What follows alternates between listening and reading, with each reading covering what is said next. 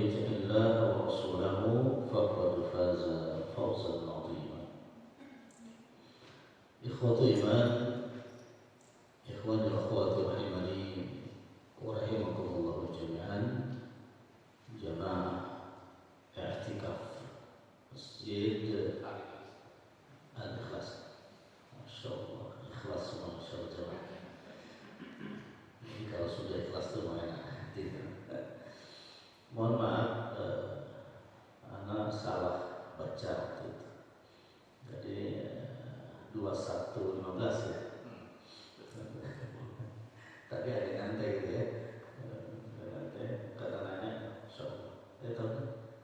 Oh iya, anak pikir jam 11:15. Mohon maaf yang sebesar-besarnya. Para salafus saleh di 10 akhir Ramadan ada beberapa kurikulum yang mereka ajarkan kepada kita untuk mendapatkan keutamaan yang maksimal di bulan Ramadan ini, yakni i'tikaf.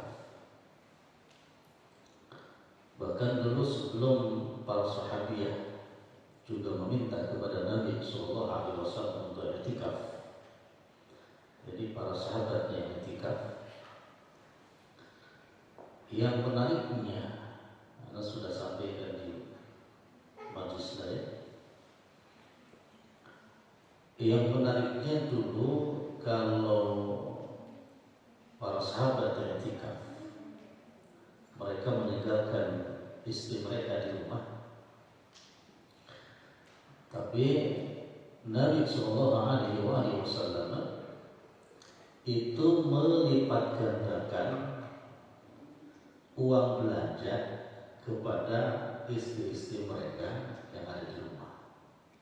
Katanya 3 kali lipat. Jadi ya begitu. Jadi yang laki-lakinya i'tikaf, ketika istrinya gak bisa i'tikaf, maka uang belanjanya dilipatkan menjadi 3 kali lipat. Jadi kalau yang biasa sehari 500.000, di awal Ramadan sampai 20, nah i'tikaf tuh jadi 1,5 juta. Itu Pak, mantap, sudah diamalkan belum? Tujuannya gini Pak, karena ketika suami i'tikaf, istrinya nggak ikut i'tikaf, supaya tidak diganggu dengan urusan-urusan dunia, itu maksudnya. Maka dikasihnya 3 kali lipat gitu. Jangan sampai suaminya baru aja duduk di masjid, HP-nya Pak kurang ini, nah itu biar tahu itu maksudnya. Tapi jangan berarti kalau itu Ustaz Anda ada i'tikaf aja, itu lebih parah. Jadi itu makanya ada i'tikaf. Jadi i'tikaf ya HP itu aktifnya ya sekali lah sehari gitu. Udah besar, pokoknya nggak boleh hubungi. Kenapa? Karena sudah dicukupi 3 kali lipat gitu. Jadi Masya Allah Islam itu luar biasa. Ya diajarkan oleh Nabi SAW. Tetapi para sahabat dan para sahabiah tidak memilih itu. Tetap mereka meminta kepada Rasulullah SAW untuk sama-sama i'tikaf. Maka dibuatkan oleh Nabi khiyar, kemah-kemah di sufa-sufa masjid. Jadi dulu para sahabat itu kalau Nabi katakan bahwa para rijal, para laki-laki akan mendapatkan pahala sekian, mereka langsung mengaku, ya Rasulullah, aku juga pengen. Aku juga pengen dapat pahala sebagaimana suamiku. Jadi mereka itu keinginan untuk akhiratnya luar biasa. Itulah yang dibina langsung di majelis-majelis Rasulullah Shallallahu Alaihi Wasallam. Itu rahasia yang biasa pertama. Nah, kemudian yang kedua, setelah kurikulum ini dipenuhi dengan maksimal lewat dua syarat yang ketat. Syarat yang pertama ikhlas karena Allah. Syarat yang kedua kaifiyah, tata caranya harus mutaba'ah, mengikuti Nabi Sallallahu Alaihi Wasallam. Itu ketat. Tujuannya lillah, kaifiyah, tata caranya mengikuti Nabi Sallallahu Alaihi Wasallam. Itu aja. Ya, syaratnya cuma dua, tapi ketat. Karena ikhlas ini kan harus diusahakan dengan baik dan diilmui dengan baik. Anak sering ngasih gambaran begini. Mohon maaf.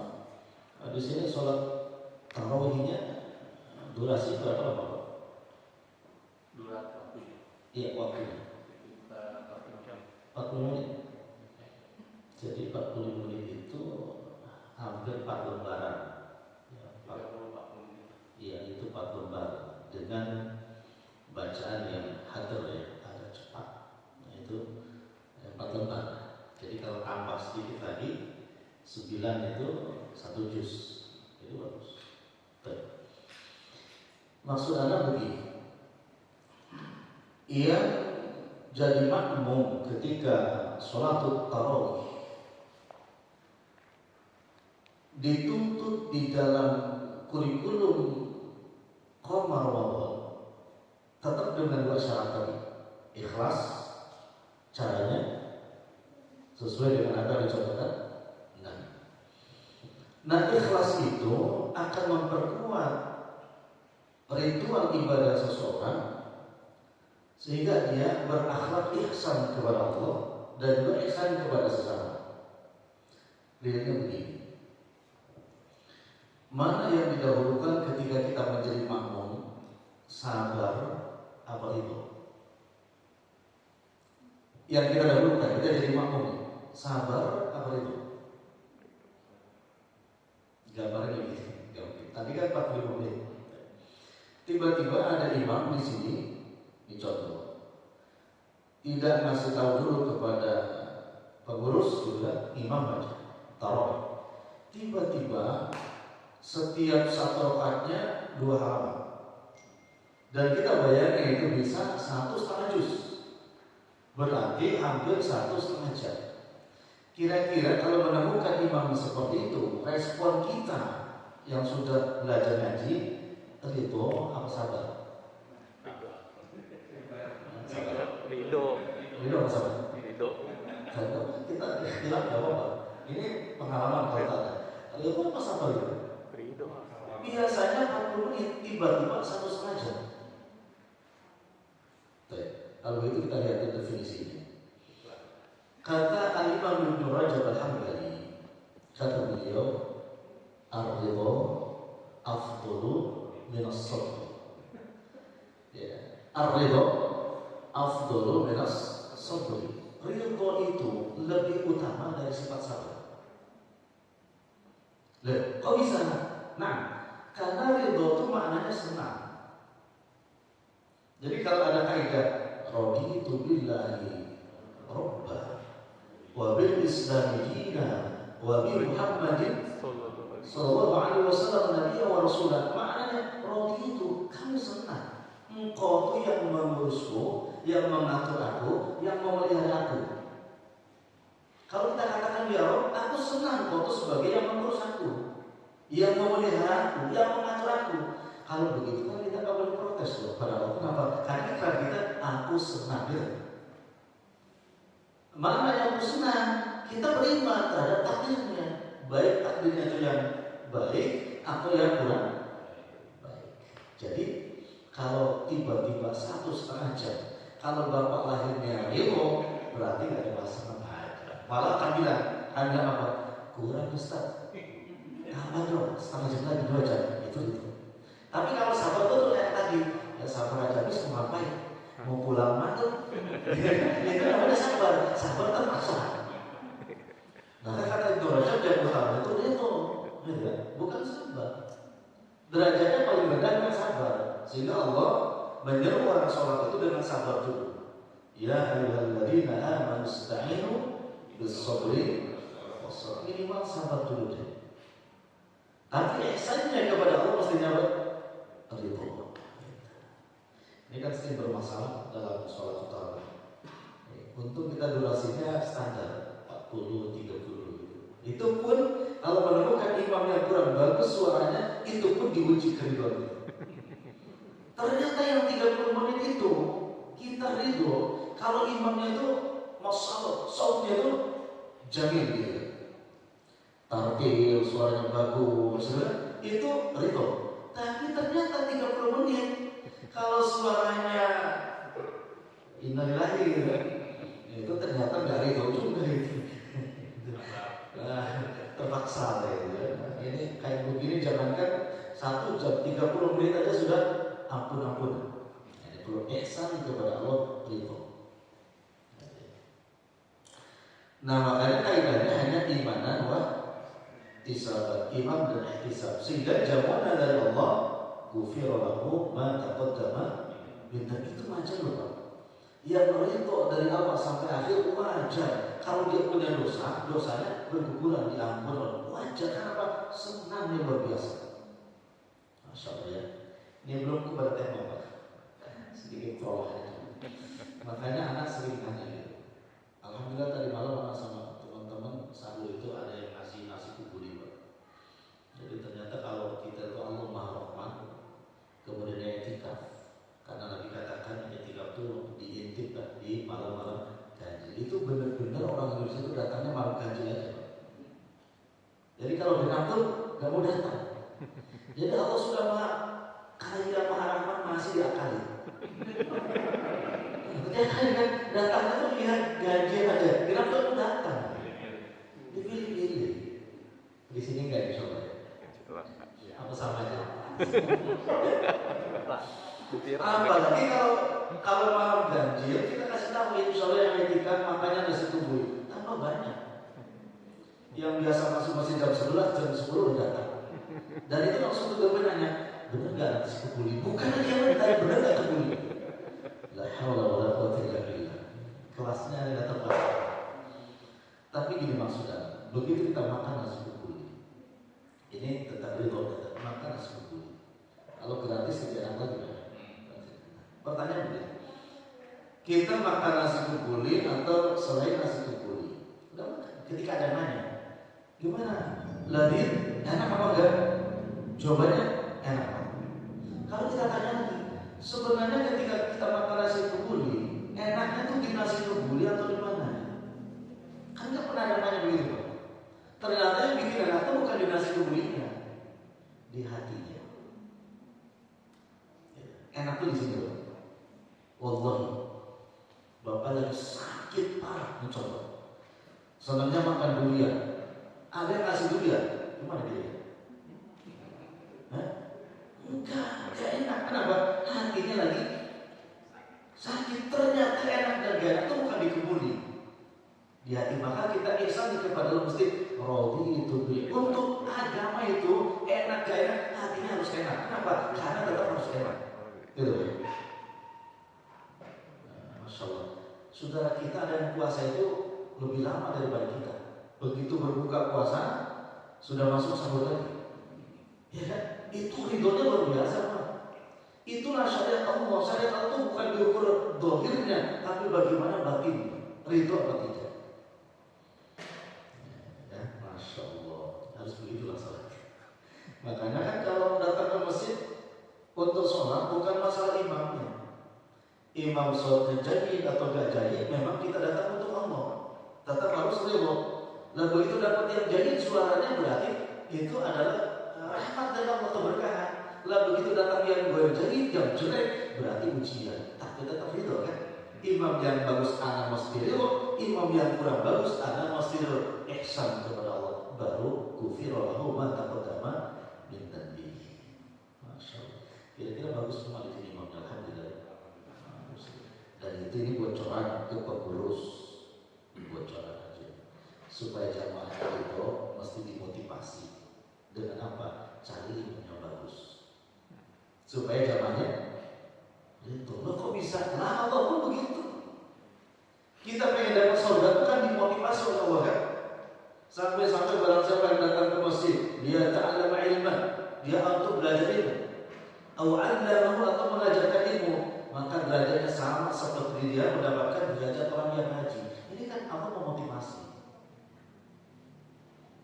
Padahal tujuannya kalau sudah dikatakan surga pun kita itu aja gitu kan. Jadi seperti itu. Imam harus bagus supaya jamaahnya ikut senang. Karena fitrah manusia begitu Pak. Kalau senang kan jamaahnya kalau 1 jam itu gak rasa senang aja. Ya. Tapi kalau sudah jelek itu gelisah. Walaupun jangan gelisah. Nah karena yang begitu ujiannya besar di Ramadan ini, pada Allah telah memberikan motivasi yang luar biasa untuk yang lulus sampai selesai. Maka nanti akan lahir 3 kelompok manusia ba'da Ramadan. Kelompok yang pertama adalah asy-syuhada al-maqbulin. Yang akan lahir ba'da Ramadan adalah as-su'ada, orang-orang yang beruntung, bahagia. Kenapa? Karena makbul. Seluruh jeripayah amal solehnya diterima oleh Rabbul Alamin Allah Azza wa Jalla. Jadi ini bahagia Pak. Dan ini besok di akhirat kalau berikan. Mudah-mudahan jamaah al-ikhlas semua, termasuk kelompok yang utama. Seluruh jeripayahnya di bulan Ramadan ini diterima oleh Rabbul Alamin Allah Azza wa Jalla dan menjadi pemberat mizanul hasanat, pemberat timbangan kebaikan yang sudah ada. Jangankan sholatnya, ngantuknya pun mudah-mudahan dinilai ibadah. Tapi bukan berarti tidurnya orang puasa ibadah. Karena itu mau palsu. Kalau masih dohir motivasi boleh, tapi kalau sudah mau itu palsu ya nggak boleh. Bapak ditawari oleh calon mertua itu, anaknya cantik gitu, cantik pokoknya mahal juga murah, tapi palsu. Gimana? Kita ditawarin si cantik tapi masuk Pak ini beli mobil saya murah nih, tapi semuanya palsu mesin-mesinnya. Tidak mau, apalagi itu urusan akhirat. Ya. Tetapi kalau Bapak ngaji tiba-tiba lagi ngaji ngantuk, insya Allah dapat pahala. Ini akan memberatkan timbangan kebaikan bisa berhasil. Maka kita as-su'ada al-maqbulin, yang kelompok pertama, orang yang beruntung karena seluruh amal solehnya diterima oleh Rabbul Alamin Allah Azza wa Jalla. Gambarnya begini. Di sini sudah dalam tilawah Quran variatif, mungkin di malam yang ke-25 ya. Nah, ada yang khatam 1 kali, ada yang 2 kali, ya. Mungkin ada yang belajar menghafal hadis, ada yang sedekah juga variatif. Pertanyaannya begini, adakah kerinduan yang lahir setelah melakukan amal soleh? Ini harus selalu ada dan harus ditanya. Apakah selalu ada kerinduan untuk melakukan satu amal soleh setelah melakukan satu amal soleh? Gini Pak, kalau Bapak habis baca Quran selesai, Alhamdulillah, itu ketika mau nutup Quran itu berat, ingin selalu membacanya, mentadabburinya. Nah, ini kelompok yang pertama itu gambarannya seperti itu di bulan Syawal besok. Dalilnya berkata Imam Ibnu Rajab al-Hambali,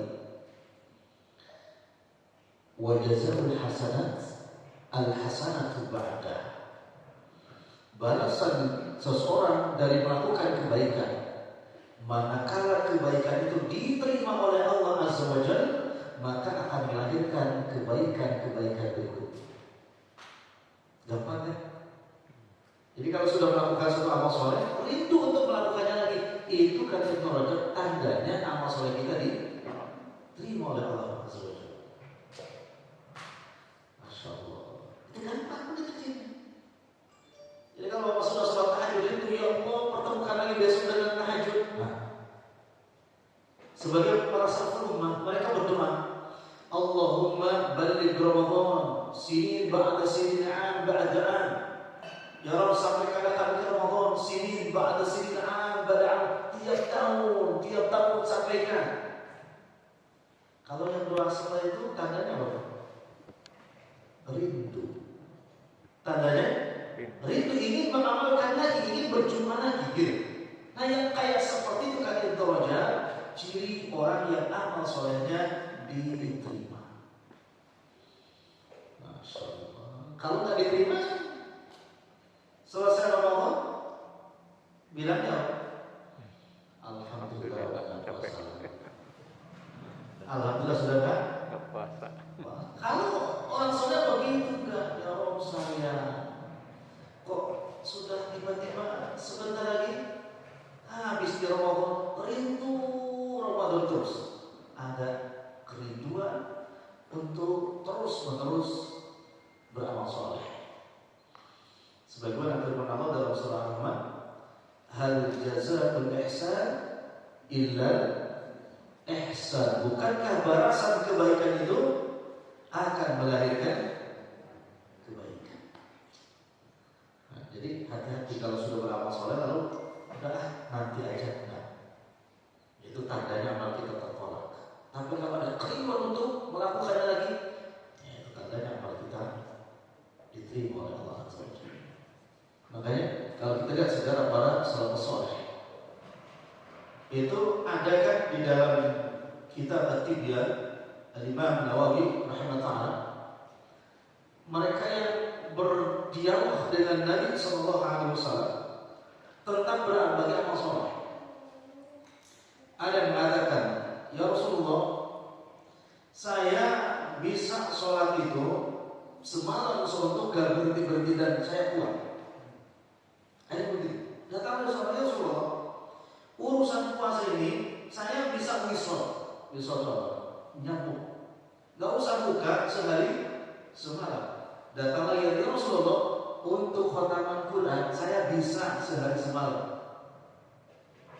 Itu menunjukkan apa?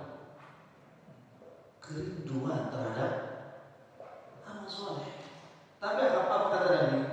Likulli syai'in haqqun.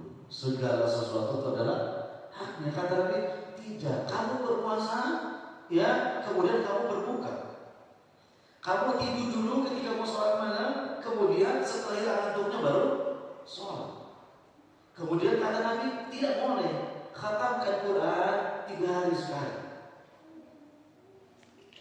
Tapi yang lainnya meminta, saking semangatnya bisa lebih dari itu. Ini tanda orang yang amalnya diterima. Itu akan lahir besok setelah Ramadan. Karena sahabat itu kan ada yang 3 hari sekali, ada yang seminggu sekali, ada yang 10 hari sekali, rata-rata 20-15 hari tidak ada. Tetapi yang menariknya ada yang menawar bisa sehari sekali khatam Quran. Kita kan tidak ada daripada itu. 3 hari sekali ada? Enggak. 7 hari sekali? Enggak. 10 hari sekali? Enggak. Itu mereka rata-rata. Itu levelnya gitu. 3, 7, 10. Rata-rata kita berapa? Setahun sekali. Kalau setahun sekali kita masih. Setahun sekali itu udah bangga. Jadi untuk memproteksi diri kita, apakah termasuk kelompok yang pertama, akan lahir di dalam jiwa-jiwa seorang mukmin itu kerinduan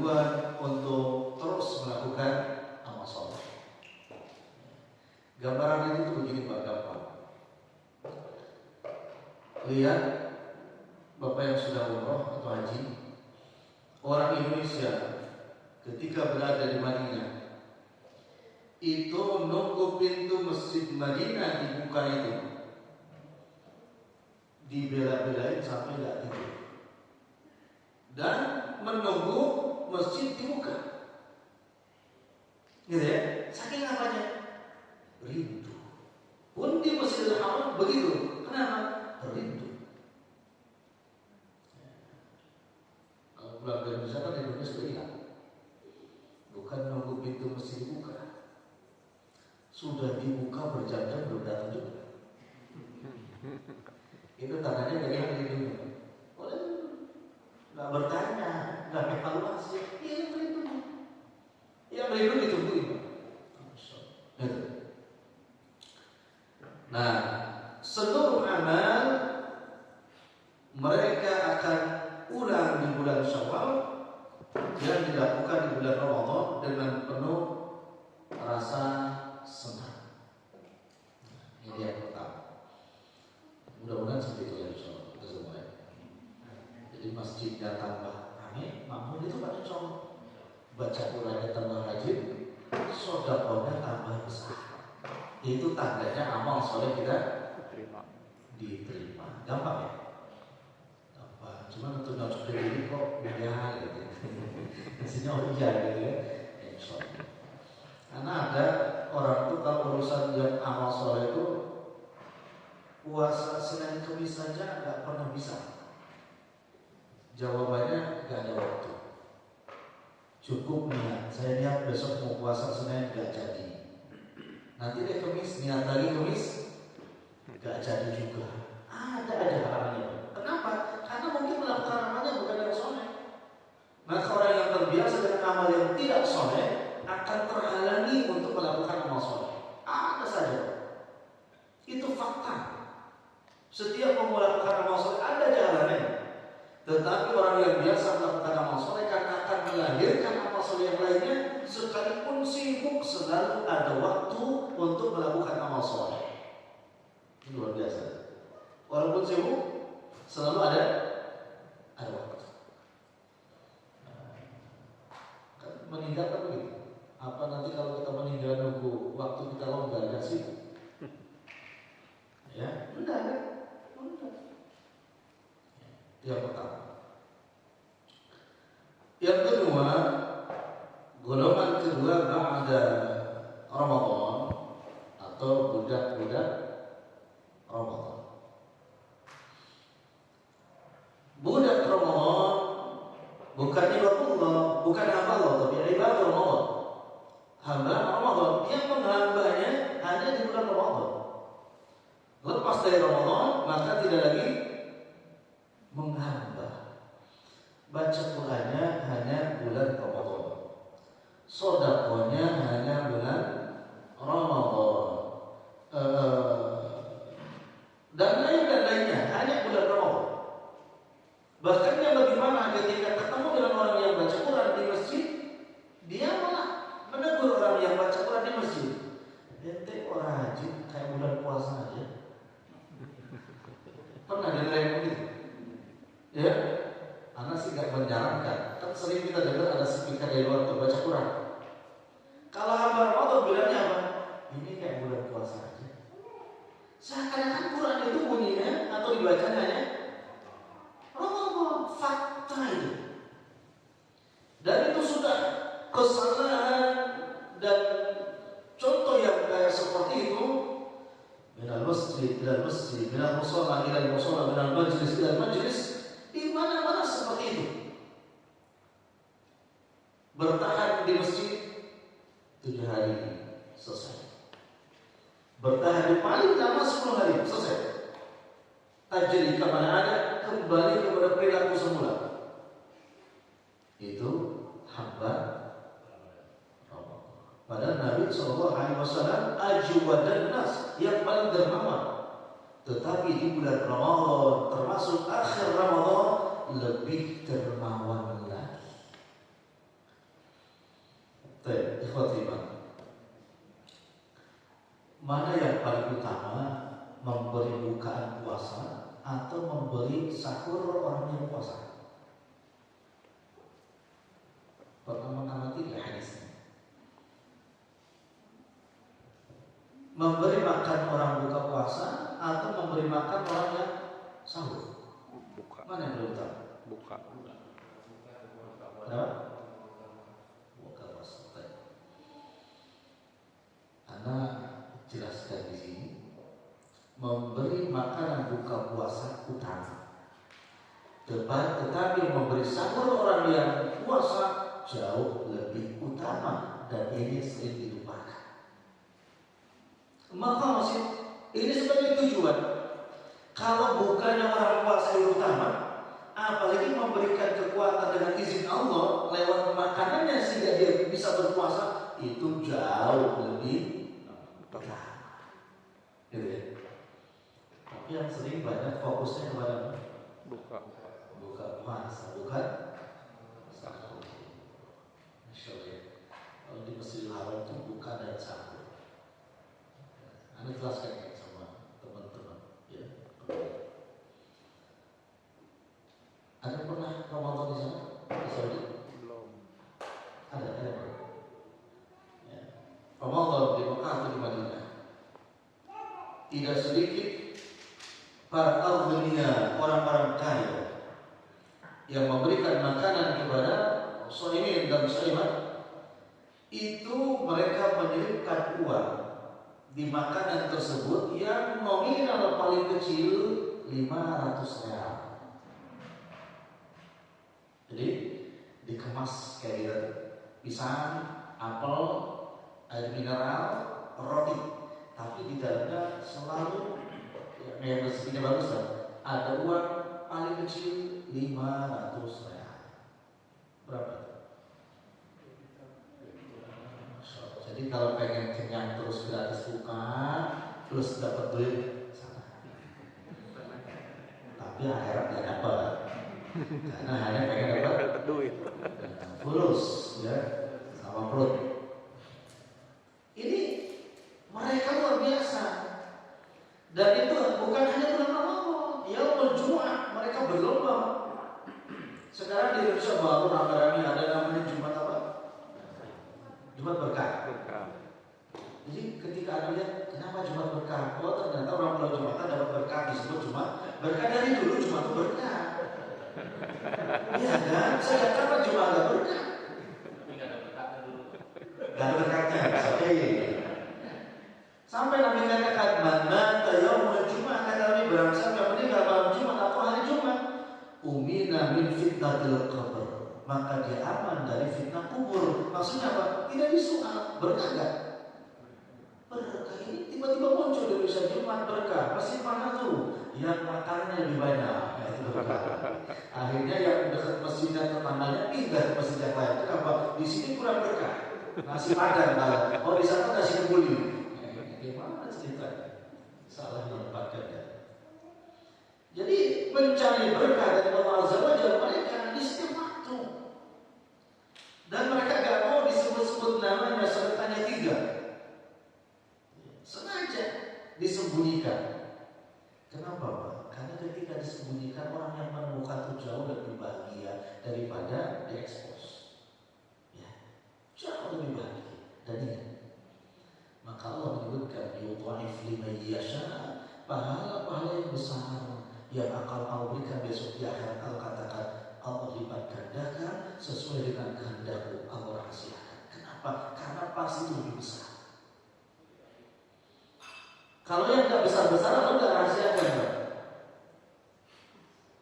Wa zawwajnahum bihurin 'ain, dan kalian para laki-laki akan dipasang-pasangkan dengan bidadari. Allah jelaskan enggak? Allah jelaskan di Quran di hadis. Dan sifatnya bidadari Allah jelaskan di dalam surah Ar-Rahman, dijelaskan sifatnya.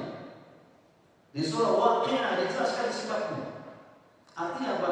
Itu di sisi Allah itu biasa saja. Tetapi yang luar biasa Allah rahasiakan. Yang akan Allah berikan besok di mana? Di jannah. Dirahasiakan. Sifatnya nggak dijelaskan.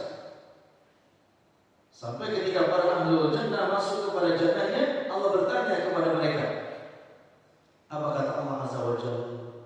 Apakah kalian menginginkan sesuatu? Mereka yang sudah ada di surga mengatakan, la ya Rabb, tidak. Kenapa?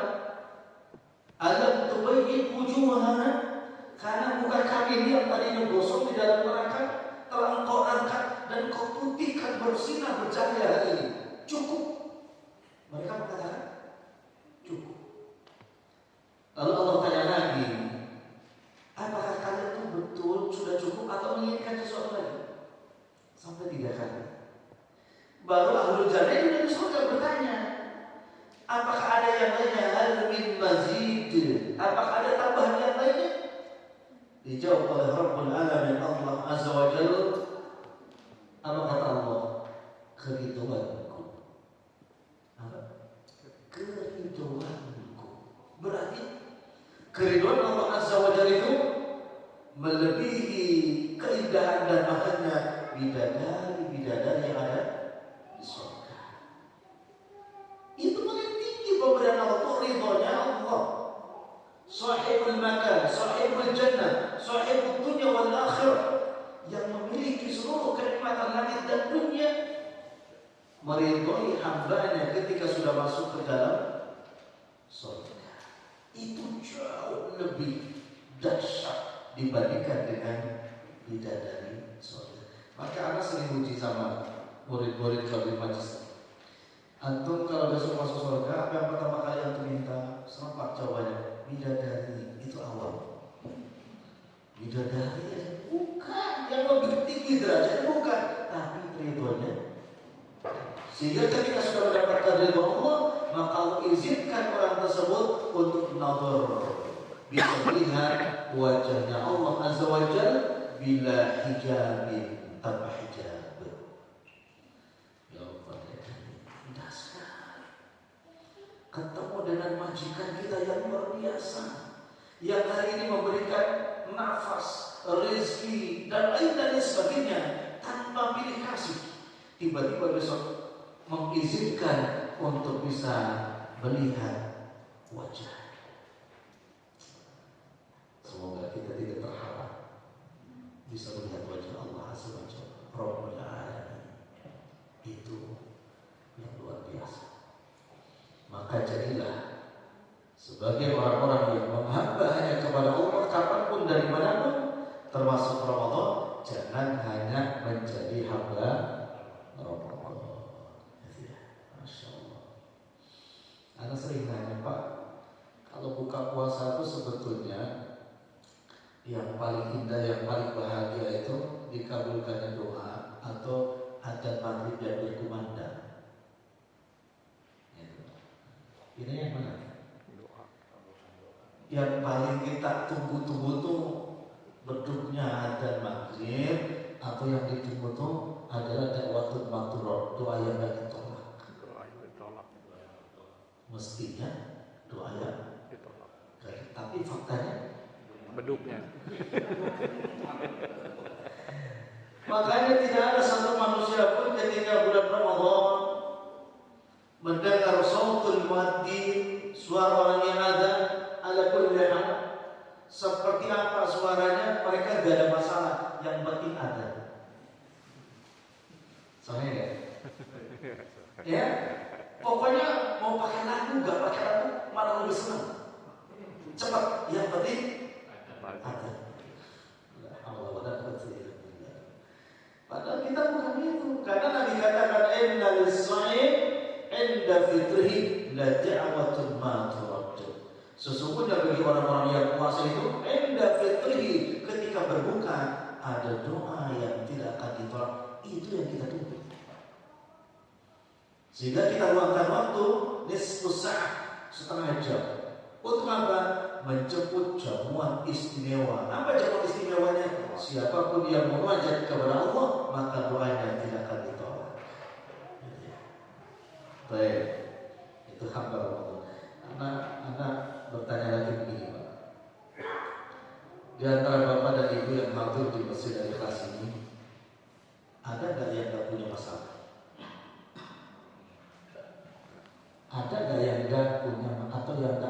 masalahnya? Pasti ada. Atau kita Semua pasti masalah. punya masalah semua? Pastilah. Kalau ada yang nggak punya masalah, acung aja. Jadi anak minta ilmunya. Pasti ada. Ya kan boleh dong berbagi dong. Iya. Ustaz saya nggak punya masalah, anak minta ilmunya boleh di share ilmunya. Ini maksudnya. Anak dan antum jamaah sekalian sudah tahu gak besok kalau meninggal kita husnul khatimah atau husnul khatimah? Sudah tahu belum?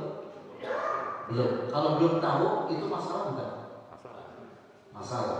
Besar apa kecil masalahnya? Besar sekali. Suka kepikiran apa jarang kepikiran? Kita tuh punya masalah besar tapi jarang kepikiran.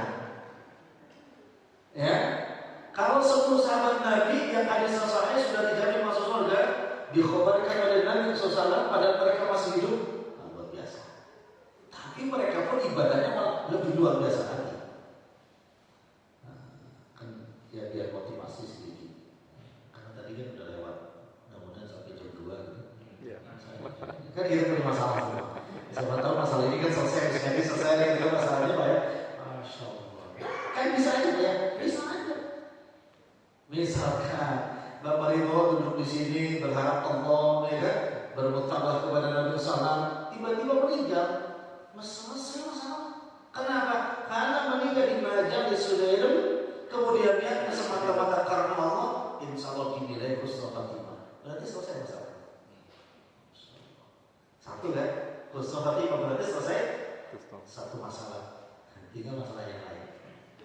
Kedua, apakah antum semua bapak-bapak yang anda muliakan di sini sudah dapat berita nggak besok kalau dikubur dapat nikmat kubur atau sisa kubur? Sudah dapat berita itu? Mungkin ada yang WA di Instagram mengatasnamakan saya malaikat anu gitu. Kan sekarang ada yang aneh kan? Ini tahu besok mau surga, kuburannya bergerak-gerak, aneh-aneh. Itu udah sahabat aja nggak mulia nggak ada yang masih kabar begitu kok sekarang ada. Aneh kan? Barangkali bapak bangun tuh WA-nya saya malaikatnya gitu kan. Malaikatnya udah meninggal, mereka yang dikejar itu. Kan kita nggak ada kabar itu. Iya nggak ada kabar kita. Berarti kalau belum dapat kabar meninggal besok dan dikubur dapat nikmat kubur siksa kubur bahkan siksa yang akan pedih. Berarti kita semua memang punya masalah besar. Ini kan supaya besok mudah-mudahan diluaskan, dilapangkan gitu kan kuburan kita. Itu masalah kedua. Masalah ketiga, besok di mahsyar kita mendapatkan naungan atau tidak mendapatkan naungan. Ini pun belum dapat kepastian. Belum. Walaupun hadisnya ada sabatun yudhilluhumullah yauma la dhilla illa dhilluh. Ada 7 kelompok yang besok akan mendapatkan naungan dari Allah Azza wa Jalla ketika orang-orang tidak mendapatkan naungan. Tapi kan kita belum tahu apakah kita termasuk yang akan mendapatkan naungan. Ini masalah ketiga. Sampai Aisyah radhiyallahu ta'ala anha bertanya kepada Nabi sallallahu alaihi wasallam. Kata Aisyah, bagaimana ya Rasulullah auratku besok di mahsyar? Seorang istri yang cerdas bertanya, bagaimana auratku besok di mahsyar? Dijawab oleh Nabi sallallahu alaihi wasallam, likulli mar'in minhum yawma idzin sya'nu yughni. Di dalam Al-Quran kan setiap individu manusia besok memikirkan urusannya masing-masing. Yakni tidak ada yang memperdulikan dia memakai pakaian atau tidak. Karena itu hal yang amat sangat penting. Tapi Aisyah sempat bertanya, besok kita ngumpul semua di masa ngumpul, ya, cuma mau berharap ngumpulnya kita segera dapat naungan dari Allah, mudah-mudahan, atau ngumpulnya berderet dengan orang-orang yang ditenggelamkan dengan keringatnya, kemudian dia dalam keadaan stres yang luar biasa. Kenapa? Karena nasibnya. Berapa lama? Zaman Hawq badal Hawq, berabad-abad, beribu-ribu tahun. Sampai dikhabarkan oleh siapa? Umar bin Khattab radhiyallahu ta'ala anhu, apa kata beliau dan hadis Nabi sallallahu alaihi wasallam, la tazulu qadama 'abdin yawmal qiyamah hatta yus'ala an arba'in. Tidak akan bergerak kaki seseorang besok pada yaumul kiamat di mahsyar hingga dipanggil satu persatu namanya untuk diadili di hadapan Allah Azza wa Jalla. Tidak bergerak. Kalau tidak bergerak itu apa maksudnya? Diam. Tidak bergerak. Diam. Saking apa ya? Padat. Padatnya dan lamanya dan takutnya tidak bergerak. Kita bahkan di sana loh Pak Saudara. Bahkan di sana. Dhaif, ya yang lemah, yang kuat, yang bodoh, yang pintar, yang kaya miskin, semua akan kumpul di mahsyar dalam keadaan yang sama. Terjebak macet yang luar biasa. Satu persatu dia ini baru bergerak. Dipanggil namanya satu persatu dengan nama kesayangannya untuk diminta pertanyaan tentang berapa? 4 perkara. Mudah-mudahan besok kita dimudahkan. Ya, dimudahkan oleh Allah di mahsyar. Segera dikenal dan dipanggil oleh Nabi sallallahu alaihi wasallam. Kita didahulukan, ditunggu oleh Nabi sallallahu alaihi wasallam di mana? Di haudnya beliau sallallahu alaihi wasallam. Dan itu akan ada di mahsyar orang-orang yang didahulukan dipanggil oleh Nabi untuk menuju telaganya Nabi sallallahu alaihi wasallam. Itu khusus. Ya, khusus kehormatan ya yang Allah berikan.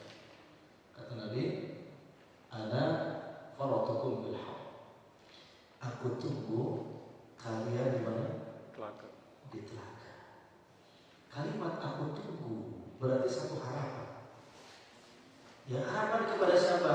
Orang yang mutabah kepada Nabi sallallahu alaihi wasallam. Dan itu pasti hisab dan yasin berikutnya akan dimudahkan urusannya oleh Allah Azza wa Jalla. Kenapa? Karena Nabi sudah memanggilnya. Yang indahnya luar biasa dikabarkan oleh Nabi tentang haudnya telaga Nabi sallallahu alaihi wasallam.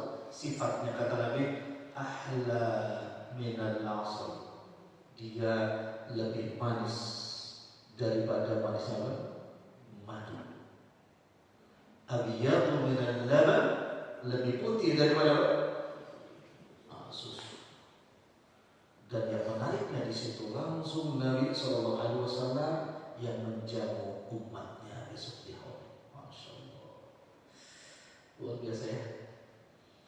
Dengan gelas yang tersusun rapi, terbuat dari emas, Nabi memanggil seseorang, kemudian Nabi mengambil air dari telaga tersebut, kemudian langsung diberikan kepada umatnya, ya, kemudian diminumkan oleh Nabi sallallahu alaihi wasallam. Tidak ada kebahagiaan, tidak ada keutamaan, dan tidak ada penghormatan yang lebih agung kecuali seseorang bertemu dengan Sayyidul Alamin Nabi sallallahu alaihi wasallam dan beliau yang mengasihi. Dan kata beliau, barang siapa yang sudah minum haud ini, maka tidak akan dahaga abada selama-lamanya. Jadi tugas kita hanya satu aja. Bagaimana kita usahakan agar besok dipanggil oleh Nabi untuk datang ke telaga. Itu yang harus diusahakan. Karena kalau sudah dipanggil oleh Nabi masuk minum dari telaga Nabi sallallahu, berarti kesananya aman. Kira-kira gimana? Susah apa gampang? Atau gampang apa susah? Besok orang lagi susah dipanggil fulan bin fulan, yang ada tunggu di haud. Masya Allah, itu luar biasa. Dan yang kedua, yang terakhir, yang ketiga, tipikal pada Ramadan, kelompok yang ketiga adalah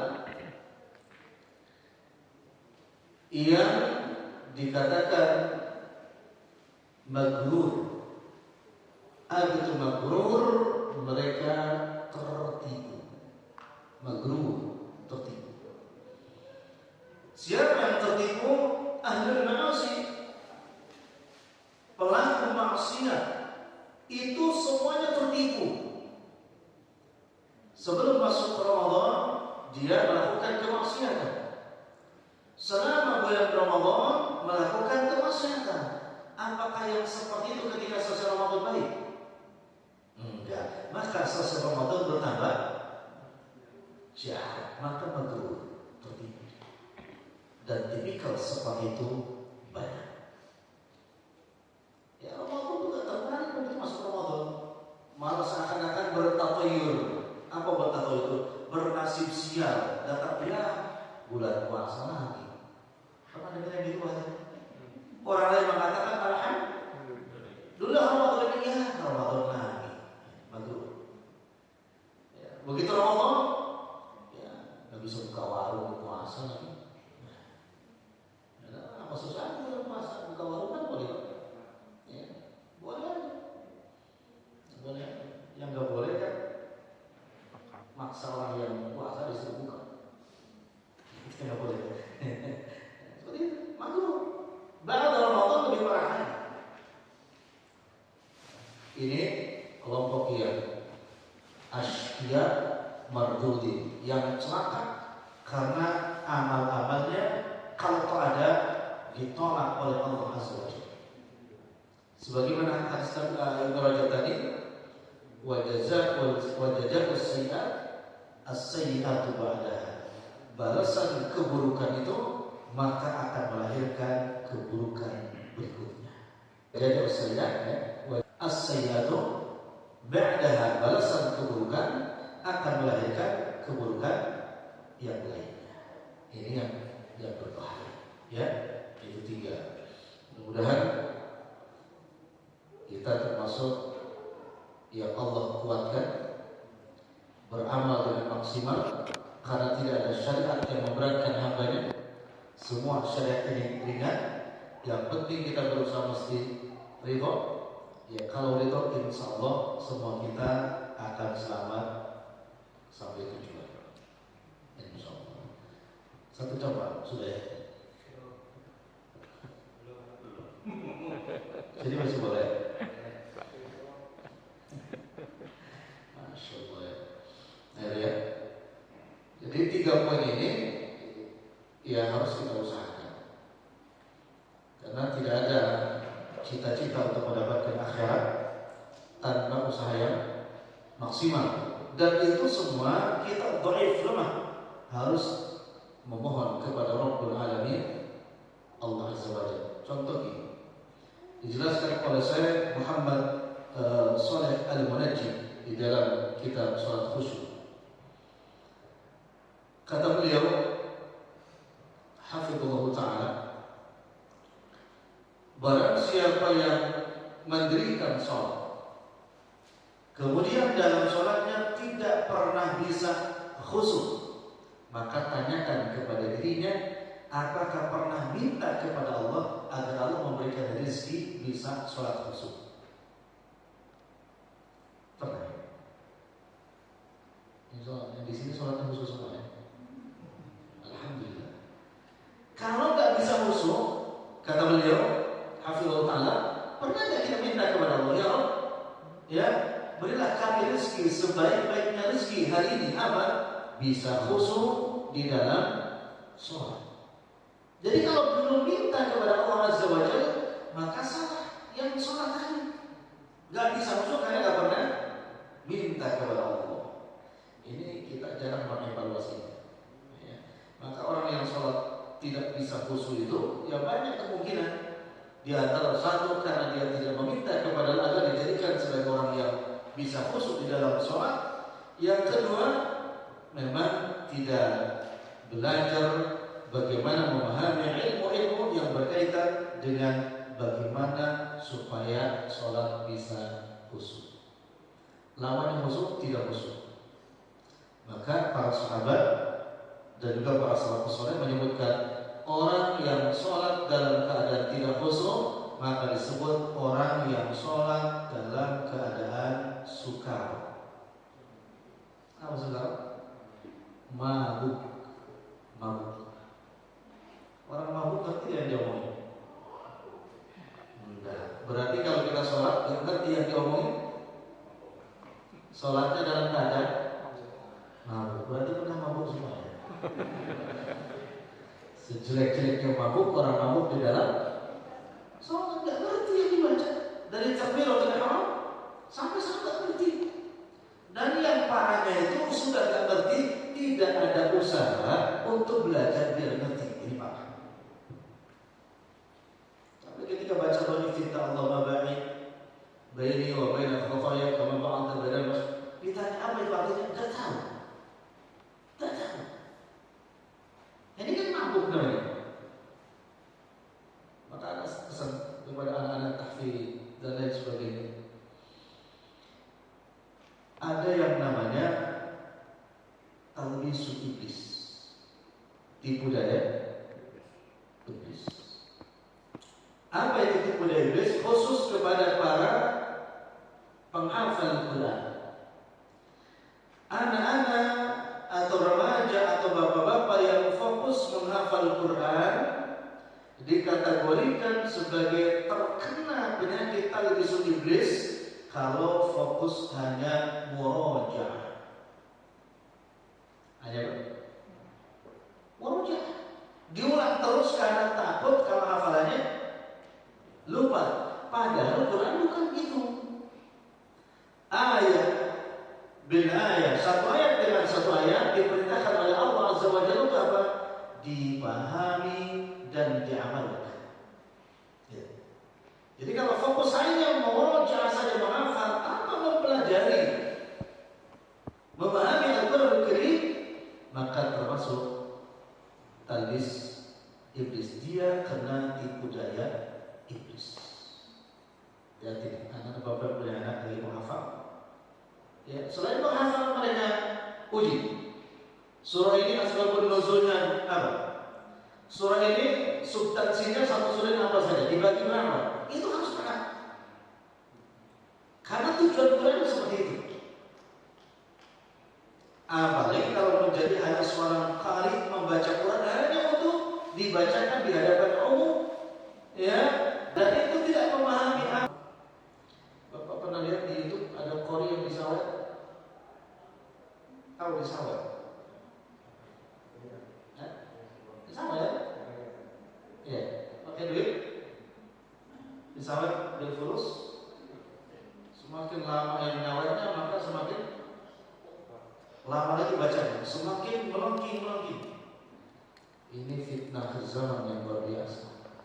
Ya, talbis iblis yang luar biasa. Semoga memberikan hidayah kepada qari yang seperti itu. Ya, ini sama. Ada yang diselipin di sini. Waliyahulillah. Ya, menangis kita melihat seperti ini. Jadi talbis iblis.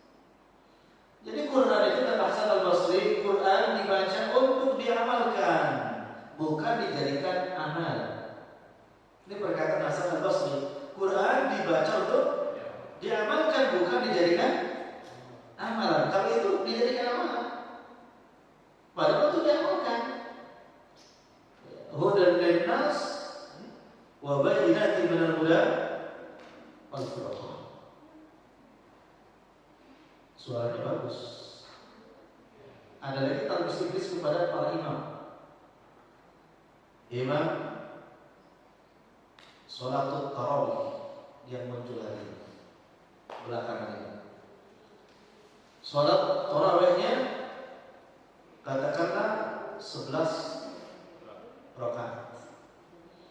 Dalam 11 rakaat itu setiap rakaat lagunya beda-beda. Makomnya beda-beda. Nah, jadi rakaat pertama lagu Syekh Abdurrahman As-Sudais. Rakaat kedua Syekh Bandar Baria. Rakaat ketiga lagi lain lagi. Ini mau gimana Bapak Haji?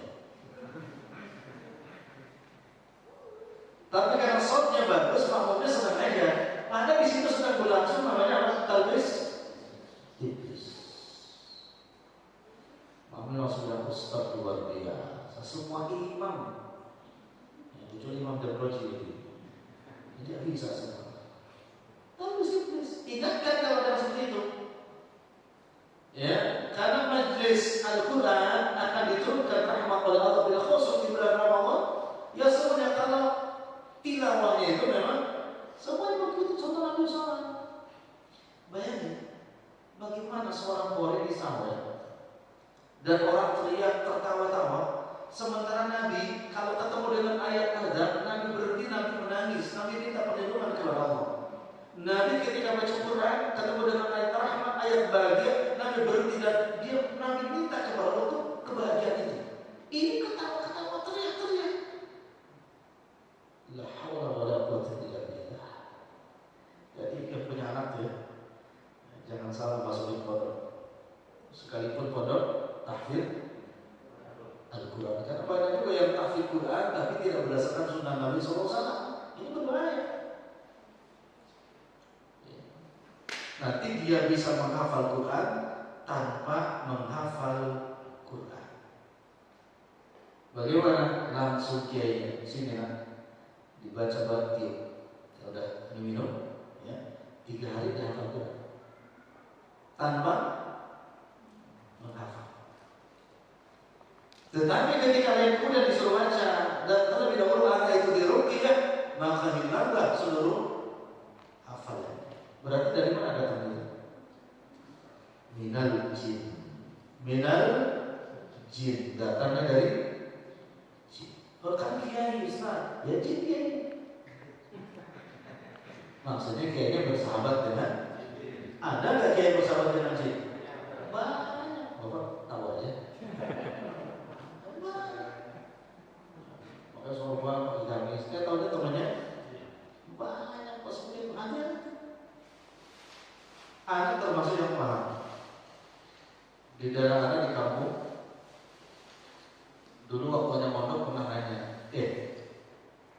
di kampung anak tuh ada satu kampung itu khusus belajar ilmu santet. Satu kampung, jadi turun temurun. Kalau enggak diwariskan saling memakan. Ya, anak nggak usah sebut namanya. Satu kampung. Nah anak kesana, bukan untuk belajar. Karena dulu anak adiknya kiai di pondok, jadi kalau kakak itu berhalangan maka ada yang ngajar. Masih kecil, SMP sudah belajar umum, gitu, wakilin kakak. Nanya, itu sebetulnya ilmu santet yang paling mantep itu kalau nyantet orang, ya, seperti apa baca? Diajarin sama dia. Ternyata ilmunya, bapak jangan dicatat ini. Ini sekedar tahu saja. Ternyata itu surah Yasin dibaca dibalik dari ayat terakhir terus jadi ayat yang pertama menjadi ayat terakhir, kemudian diakhiri dengan syahadat, ya dibalik juga, dan itu dituju orangnya langsung. Itu yang paling mantap menurut ahli santet. Jadi ternyata ahli santet itu yang bagus bukan memakai jam jawaban, kajawat, bukan. Ternyata sumbernya dari mana? Al-Quran. Tapi kaifiyah, tata caranya keluar dari apa yang dicontohkan Nabi, maka jadilah santet terbaik. Tapi kedukunan bilang ini ilmu putih. Karena kalau ilmu hitam itu yang tadi kejawen, misalkan gini kalimatnya, niat insun ngambil banu waras terkenusin bertindak alina, itu kejawen. Saya masih hafal satu.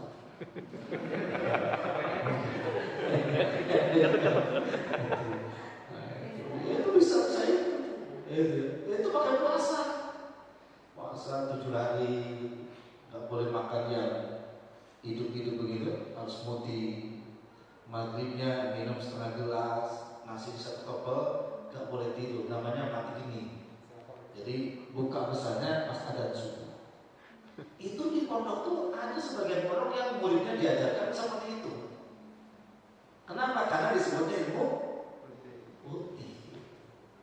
Kan itu dulu diajarin juga ijazah. Kalau pengen hajatan, baca surah Al-Kausar 1000 kali. Pokoknya 2 hari sebelum acara resepsi baca. Insya Allah kata dia tamunya banyak, amplopnya banyak, hidangannya awet. Oh jangan. Jangan. Baca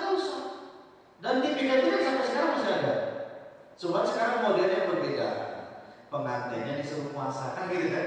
Yang nyuruh puasa siapa? Tukang rias, kan ada. Syariatnya dari mana? Tukang rias nyuruh puasa pengantin, ya kan? 2 hari pengantin makin kurus saja, suruh puasa gitu kan? Itu kan seperti itu. Semuanya kalau ditanya sama ini ilmunya putih boleh diamalkan, keliru. Kenapa? Semuanya syariat yang kaifiahnya tidak mencontoh Nabi batil. Ya, batil. Kalau kaifiahnya tidak mencontoh Nabi, sekalipun diambil dari mana? Tahu nggak niat yang dipakai oleh mereka? Misalkan pukulan jarak jauh. Atau ilmunya Maromaika, itu romaika, walakin nawaharoma. Itu 3 kali tahan nafas. Ya, padahal itu surah Al-Anfal berkaitan dengan perang Badar. Maromaika, itu romaika, walakin nawaharoma. Bukan kamu yang memanah mereka, yang melempar batu mereka, tapi para malaikatnya Allah. Ini dipakai kita. Wah, sahabat hari. Ya, niatnya apa? Nawaitu awetapa di kalimatin lillahi ta'ala. Cakep kan ujungnya? Lillahi, tapi niat saya bertapa dengan kalimat ini karena Allah. Batil. Itu santri diajarin aja begitu. Pulangnya berantem sama bapaknya. Karena diajarin bukan begitu. Ini enggak, katanya ini putih. Nah, ini tambah amburadul, Pak. Yang maksiat tadi yang ketiga, karena juga ada yang memahami bahwa ilmu putih itu boleh diamalkan, yang tidak boleh diamalkan ilmu hitam. Ketika ditanya kenapa dikatakan ilmu putih, karena bersumber dari Al-Quran. Santri itu dulu kalau banyak perempuan juga ilmunya dari Quran. Surah Yusuf. Maka kenapa diambil surah Yusuf? Karena katanya Nabi Yusuf itu kata dia dibaca. Qul mahasya lillahi ma hada basyara in hada illa malakun karim. Diamalkan sama santri di pondok itu. Keliru juga itu. Kan itu kan qul mahasya lillahi ma hada itu kan istri-istri menteri itu disuruh duduk di meja-meja, dijamu dengan makanan termasuk apel dan ada pisau untuk memotong apel. Itu fitnah. Ya, istrinya menteri, ya kan? Karena dia pengen ke siapa? Nabi Yusuf, sehingga dipaksa dia untuk diperkosa. Apa kata dia? Saya yang melihat Yusuf itu tiap hari gimana kata mudah. Coba sekarang akan aku ujikan dia. Yaudah, istri menteri duduk. Sudah duduk, dia bilang silakan sambil dimakan. Ala katanya, panggil Yusuf, keluar Yusuf, keluar. Begitu keluar mereka melotot lihat Nabi Yusuf alaihissalam sambil giris ke dalam. Apa Pak? Padahal yang diiris apa? Jarinya. Apa Allah katakan? Qul nahasya. Mereka takjub. Lillahi mahada basar. Apakah ini malaikat atau manusia? Malaikat atau? Illa malakun karim, katanya. Saking takjubnya. Ini fitnah. Dosa melahirkan dosa. Dia sudah berdosa memfitnah Nabi Yusuf yang memperkosa, melahirkan dosa lagi apa? Sehingga perempuan istrinya para menteri itu terputus-putus jarinya karena memang diuji, disuruh melihat kegantengan Nabi Yusuf alaihissalam. Ini sama ibu-ibu diamalin tadi ketika lagi hamil, baca terus surat itu. Ya, yang lucunya bukan yang hamil yang baca, ustazahnya yang baca. Ya, panggil ustazah, bisa baca surah Yusuf. Biar bukan bapaknya, bukan main ustazahnya. Begitu lahir ya, tetap aja seperti bapaknya, seperti mainnya. Ya, cakep ya anak ustazahnya. Kalau dia baca, lah, jahil betul namanya. Jahil brokab. Ada gitu ya. Makanya mesti mandiri, jangan dikit-dikit ustaz, dikit-dikit ustaz juga kan. Yang punya anak yang banyak sama bapaknya beramal soleh, gitu kan. Dan ini la haula di Jakarta, di Tangerang itu masih ada yang masih. Ya, ahlul batil. Dan anak menangis juga. Pernah mengurus jenazah yang bapak ini orang sukses, anaknya sekolahnya di luar negeri semua. Ditunggulah anak itu, qadarullah masyaallah, ibu datang, anak saya itu datang.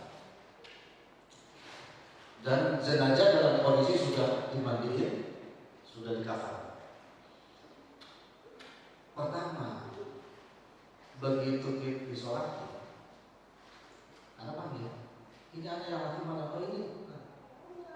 Saya bilang, antum jadi imam sebagai bakti anak terhadap orang tua.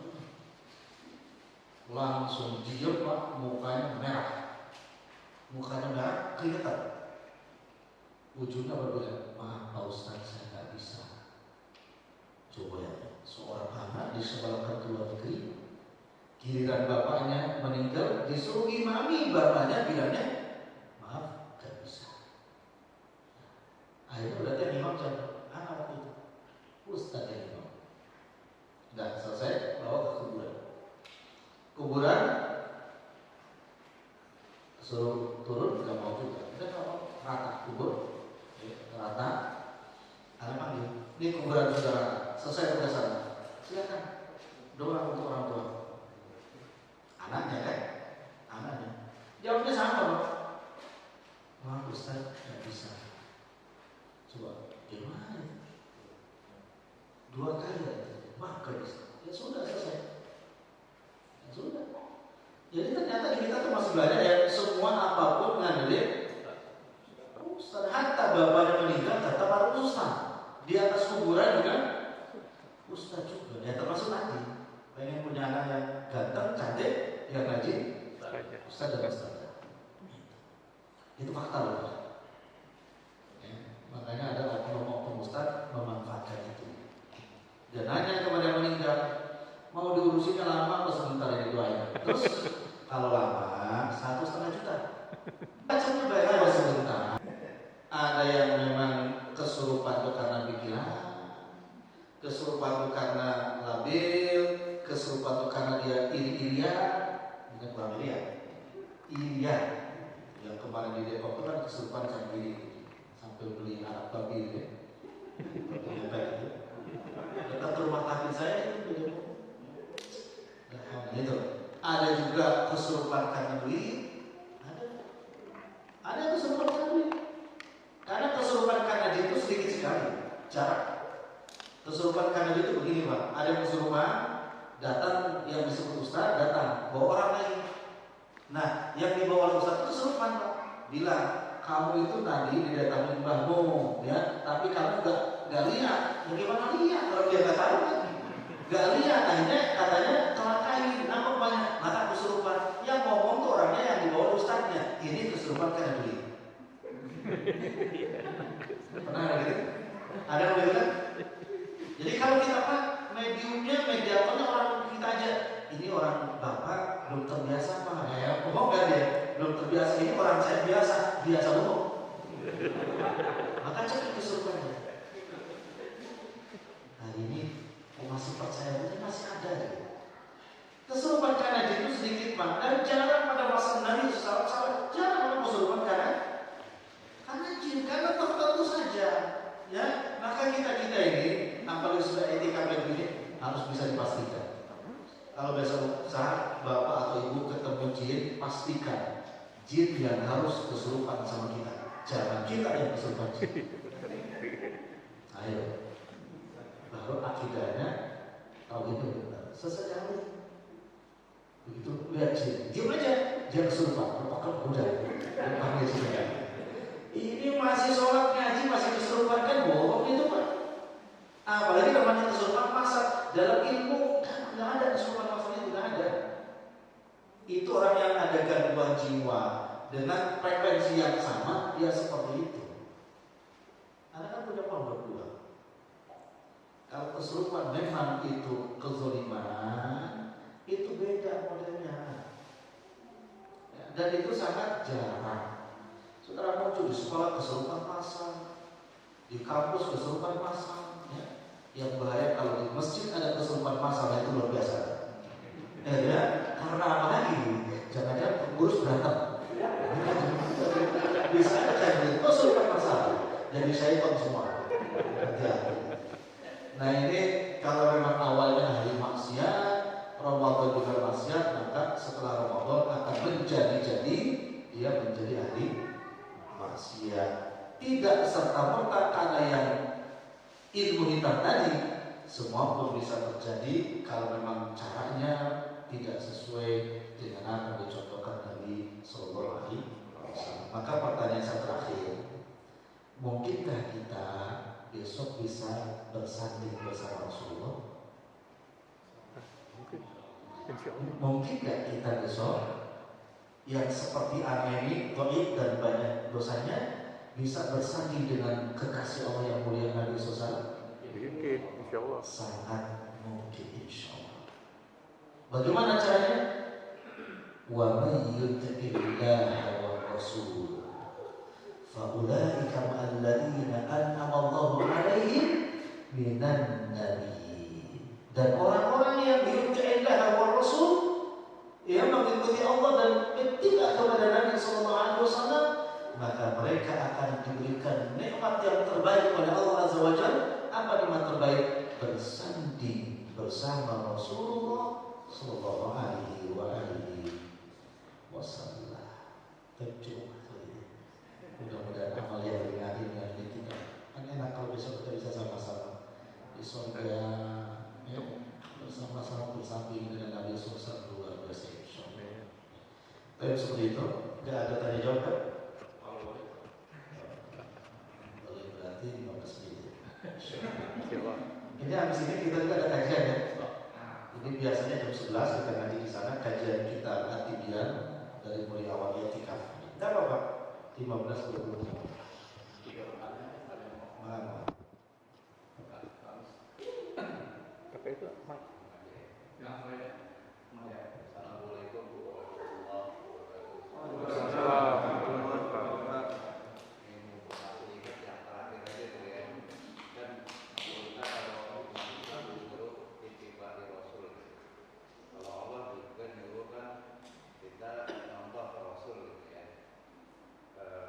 Lakukan kita Rasul. Tapi kesininya saya lihat banyak orang selalu berkata, wah ini ajaran kiai saya. Kalau kiai saya nggak mungkin salah. Kitabnya udah banyak saya baca. Ini juga udah punya pondok pesantren. Ngajinya di Jazirah Arab. Udah nggak mungkin salah.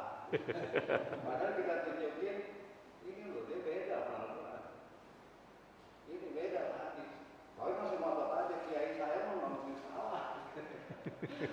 Ente yang ilmunya cetek. Ente belum nyampe. Dibandingin sama fisik kiai saya, ente salah. Karena masih banyak orang Islam yang masih begitu. Bukan ittibai Rasul, tapi ittibai kiai, ittibai kanjeng Kiai Ajam atau apa sebutannya. Ittibai Habib, kalau Habib kalau salah.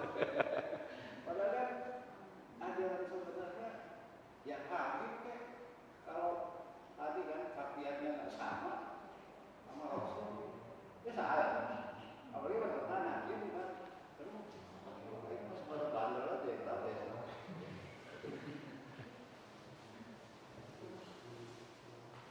Yang maksum hanya Nabi dan sahibul maksum yang memiliki sifat maksum sudah tidak ada.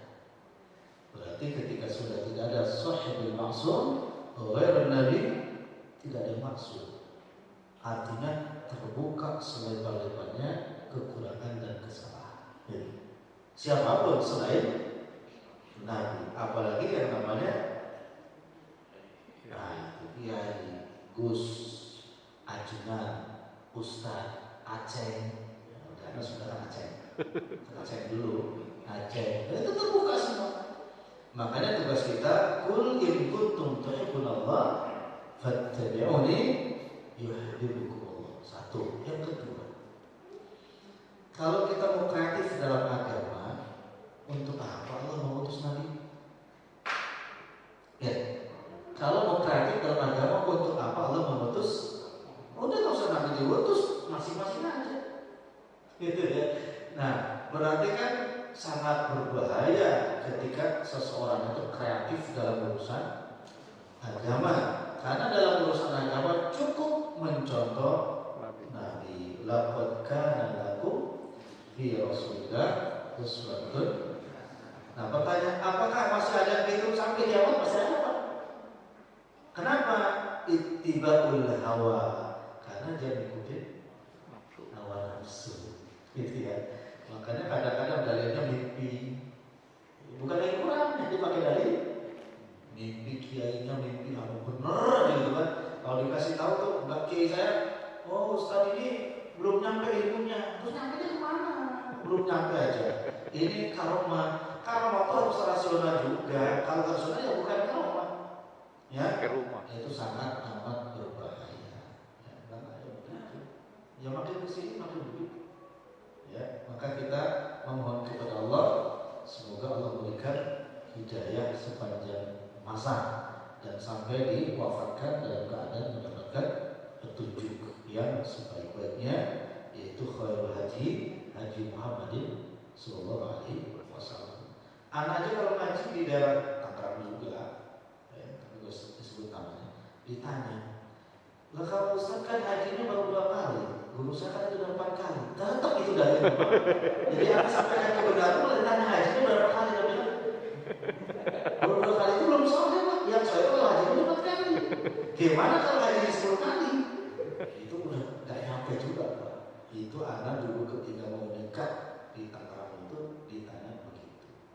Karena katanya, Bang, kalau di sini kalau mau kawinan harus ngadain acara ABC begini. Kalau enggak nanti nikahnya enggak berkah, bisa cerai di perjalanan. Anak bilang enggak begitu karena ya Nabi itu juga mengajarkan kalau mau nikah gampang-gampang aja gitu kan. Yang penting rukun nikahnya dipenuhi gitu kan.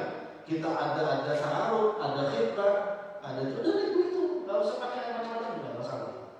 Nah, akhirnya anak ditanya, Dek sudah haji, udah alhamdulillah. Berapa kali? Bilang 2 kali. Nih di sini guru saya udah 4 kali haji. Jadi ngikutin guru saya nggak mau gitu. Tapi alhamdulillah mertua anak itu nggak mau ngikutin karena mungkin takut batal nikahnya Pak. Ya ngikutin anak. Ya tidak sampai sekarang. Ya kalau batal ya pulang apa susah? Itu kan cari lagi. Itu gampang. Simpelnya begitu Islam kan. Yuridullahu bikumul yusra wala yuridu bikumul usra. Agama itu jangan bikin susah. Karena Nabi diutus, Nabi yang sudah susah payah, kita sekarang tinggal mudahnya saja ngikutin Nabi kan gitu.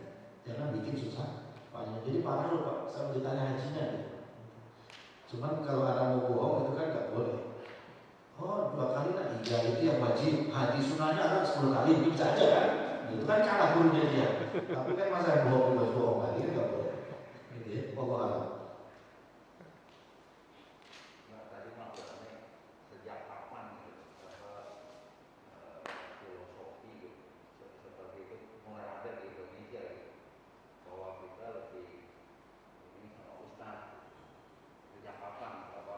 Sebetulnya sejak lama, sejak dulu bahkan pada zaman Nabi juga sudah ada. Contoh, misalkan yang memasukkan hadis yang bernama Sulaiman al-Mas'udi. Beliau memasukkan hadis hampir 70.000 hadis dimasukkan. Ya. Kemudian pada masa Khalifah Abu Bakar Siddiq dihukum pancung. Tapi bukunya ini sudah menyebar kemana-mana. Nah, buku itulah yang dipakai oleh, itu yang tadi. Ya, nah orang yang bikinnya sudah meninggal. Jadi sejak masa Nabi pertentangan untuk tidak ittiba kepada Nabi itu sudah ada. Maka semakin kesehatan semakin menjadi jati gitu kan. Itu namanya Sulaiman al-Mas'udi yang termasuk bikin Naumus Shahih ibadah tidurnya orang puasa ibadah itu dia yang bikin. Tapi udah meninggal. Cuman kitabnya sudah menyebar kemana-mana. Dan itu diamalkan oleh tadi kiai, ustaz. Sehingga kalau kita kasih tahu, dari guru saya nggak mungkin sama padahal hadisnya boleh mau sama. Itu tapi katanya yang menyampaikan gurunya. Itu jadi berantem sama gurunya. Sama ya. Nyambung berarti. Nah, buat kita kan nggak mungkin ujuk-ujuk belajar langsung baca buku. Pasti kan harus ada gurunya. Nah beberapa guru kan kita pasti ngikut pada dia guru udah pasti ilmunya lebih banyak. Nah gimana selisihnya? Apa kita harus koreksi terus? Sangat mudah. Ikutin guru yang sanadnya benar, perilakunya benar, gurunya benar, gurunya dia benar, kemudian mengajarkannya benar. Dari mana patokannya tadi? Al-Quran bukan sunnah yang dipahami oleh pemahaman salafus sunnah. Karena gini, ada seorang murid belajar kepada seorang guru, kemudian muridnya itu merokok. Ketika kita tanya, kok kamu merokok? Itu kan salah menurut yang tidak merokok. Tapi ketika dia pasti jawab, nggak salah, benar kok. Loh, kok benar, kenapa? Karena guru saya merokok, kan gitu kan? Jadi bukan dalil itu Pak, bukan dalil, itu namanya mendalili. Ya, mau siapapun gurunya, apa yang dia lakukan berdasarkan hukum yang dikeluarkan berdasarkan sanad. Sanad yang dikeluarkan marfu kepada Nabi Sallallahu Alaihi Wasallam. Jadi sebetulnya itu sangat simpel. Karena justru yang macam-macam itu yang bikin susah, gitu ya.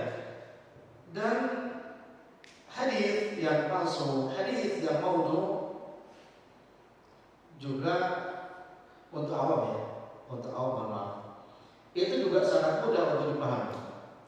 Sesuatu yang masyhur tetapi tidak rasional, hari ini misalkan di media sosial harus kita teliti dulu. Harus kita teliti dulu. Kenapa?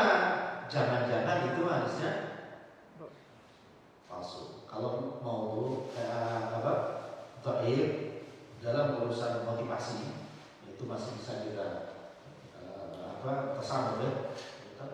Tapi kayaknya kayak begitu. Karena ada guru begini, murid saya ini hafal Quran sekian juz, itu 1 tahun yang lalu, satu majelis dengan anak. So, kemudian si muridnya itu yang hafal 18 juz kalau nggak salah, suruh tampil tilawah.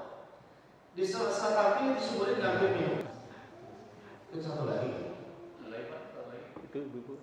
Ibu mau ibu nanya. Ustaz.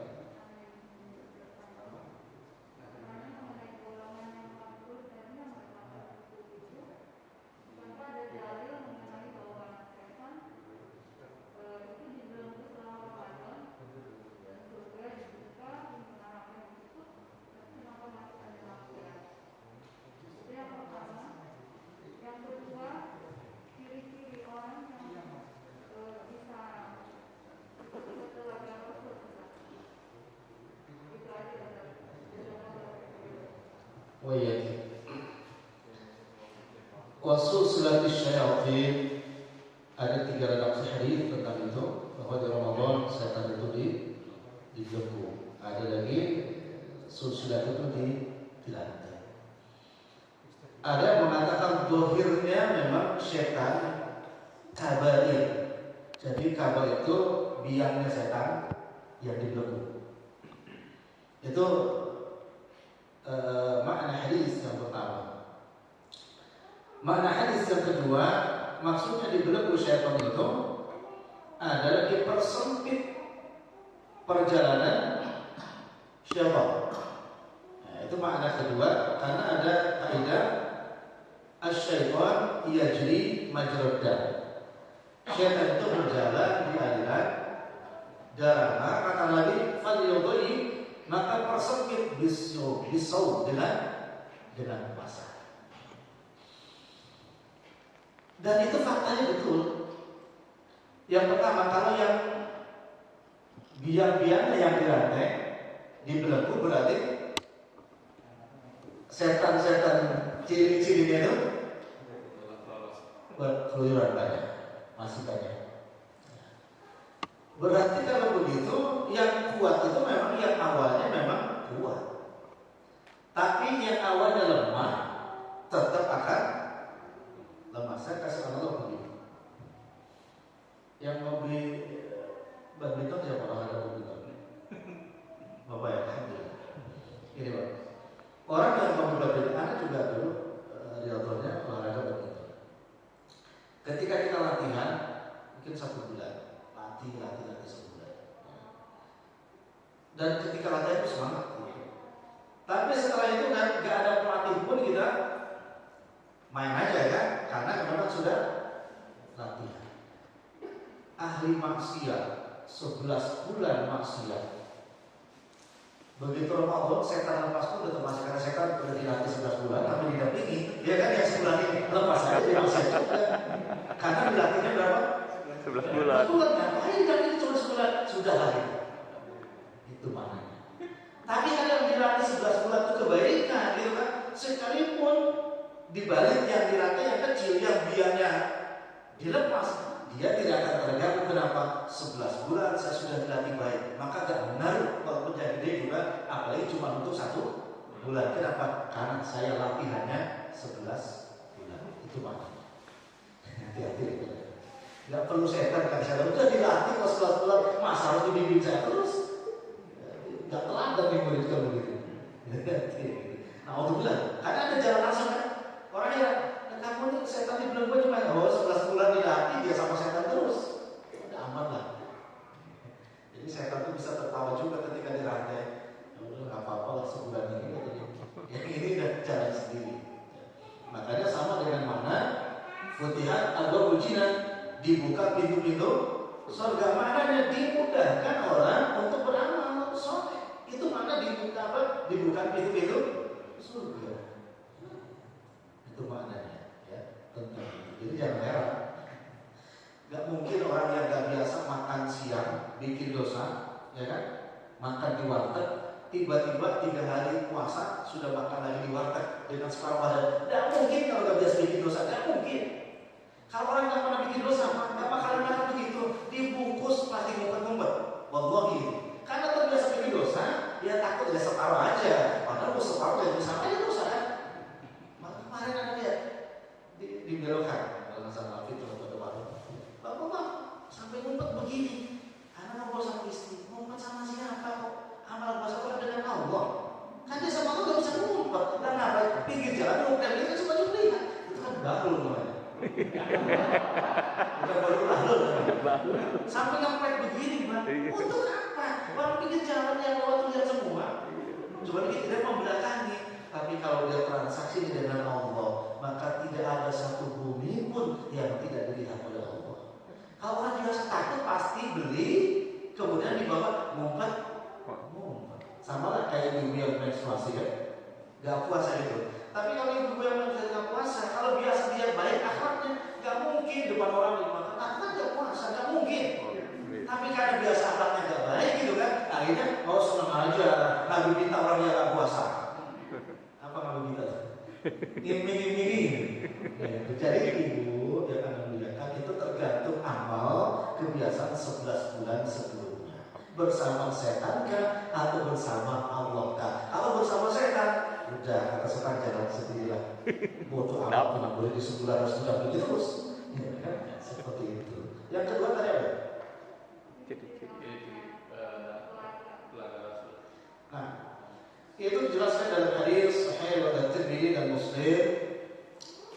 Ciri-ciri teladan Rasulullah SAW itu jauhnya, jadi dikatakan beberapa perjalanan surga.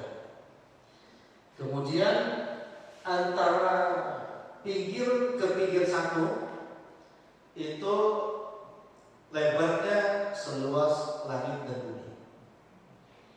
Dan di setiap sekeliling haud tersebut ada kub gelas yang terbuat dari emas. Yang di dalam hadis dikatakan itu ditawarkannya otomatis. Ketika dituangkan itu dia kalau penuh, ya maka dia ngangkat sendiri. Yaitu gelas itu dituangkan. Dan di hadis dikatakan tidak terlalu besar dan tidak terlalu kecil, dengan ukuran yang sedang, desai gitu. Itu menggambarkan indah. Artinya di situ bukan masalah banyak minumnya, bukan, tapi keberkahan dan kebahagiaan karena langsung dikasih oleh Nabi Sallallahu Alaihi Wasallam. Itu gambaran haudnya yang digambarkan. Tapi kalau gambaran akhirnya tadi sudah Anda jelaskan, dia lebih manis dibandingkan madu, lebih putih dibandingkan apa? Susu. Tapi yang menarik kalau sudah mendapatkan minuman itu satu teguk, maka dia selama proses dimasak tidak akan haus selama-lamanya. Itu sifatul haud, sifatnya telaga Nabi Sallallahu Alaihi Wasallam. Pertanyaannya juga, ciri-ciri orang bisa masuk ke telaga Rasul. Ciri-ciri orang yang bisa masuk ke telaga Nabi, ya, yang jelas yang sami'na wa ata'na, bukan sami'na wa ata'na, bukan sami'na wa ata'na, tapi sami'na wa ata'na. Itu langsung dipanggil oleh Nabi Sallallahu Alaihi. Karena likulli syai'in alamah, segala sesuatu ada tandanya, dan tanda yang akan bisa dikenal oleh Nabi adalah orang-orang yang memang mengikuti Nabi Sallallahu Alaihi Wasallam. Akan dikenal itu, sekecil apapun, seringan apapun, insya Allah akan segera dikenal oleh Nabi Sallallahu Alaihi Wasallam.